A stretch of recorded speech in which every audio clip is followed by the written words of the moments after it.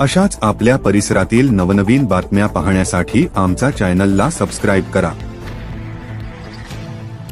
नंदुरबार जिल्ह्यातील शहादा तालुक्यातील कहाटोळ परिसरात धक्कादायक घटना समोर आली आहे। जवळपास महिनाभरापासून बेपत्ता असलेल्या 65 वर्षीय राणूबाई दुलभ इशी यांचा मृतदेह गावालगतच्या पपईच्या शेतात आढळून आल्याने संपूर्ण परिसरात खळबळ उडाली आहे।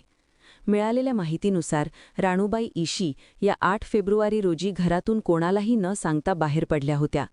त्या परत न आल्याने कुटुंबियांनी शहादा पोलीस ठाण्यात हरवल्याची तक्रार दाखल केली होती। दरम्यान मंगळवारी 3 मार्च धुळवडीच्या दिवशी गावाजवळील शेतात काम करणाऱ्या मजुरांना एक मृतदेह दिसून आला। त्यांनी तात्काळ पोलीस पाटील यांना माहिती दिली। त्यानंतर पोलिसांनी घटनास्थळी धाव घेत पंचनामा केला। राणूबाई यांच्या मोठा मुलगा कृष्णा पवार यांनी अंगावरील साडी आणि गळ्यातील मंगळसूत्रावरून मृतदेहाची ओळख पटवली। ही माहिती समोर येताच गावात शोककळा पसरली आहे। दरम्यान नंदुरबार जिल्ह्याचे पोलीस अधीक्षक श्रवण दत्त यांनी घटनास्थळी भेट देऊन पाहणी केली। या प्रकरणाचा सखोल तपास सुरू असून लवकरच घटनेचा छडा लावला जाईल असे त्यांनी सांगितले। सध्या मृतदेह शासकीय रुग्णालयात उत्तरीय तपासणीसाठी पाठवण्यात आला आहे। अहवाल आल्यानंतर मृत्यूचे नेमके कारण स्पष्ट होणार आहे। दरम्यान हा मृत्यू खून, अपघात की अन्य कोणत्या कारणामुळे झाला याचा तपास पोलीस करत आहेत। या घटनेमुळे कहाटोळ परिसरात भीतीचे वातावरण निर्माण झाले असून नागरिकांमध्ये संतापाची भावना व्यक्त होत आहे।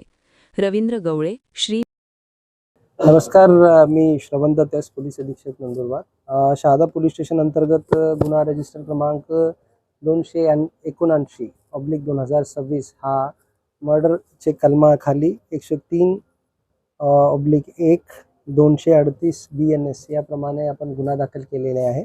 यामध्ये पीडित 65 इयर्सची वयाची आहे आणि दिनांक 8/2 पासून ती मिसिंग होती आणि त्यांच्या प्रेत 3 मार्च 2026 रोजी मिळालेला होता।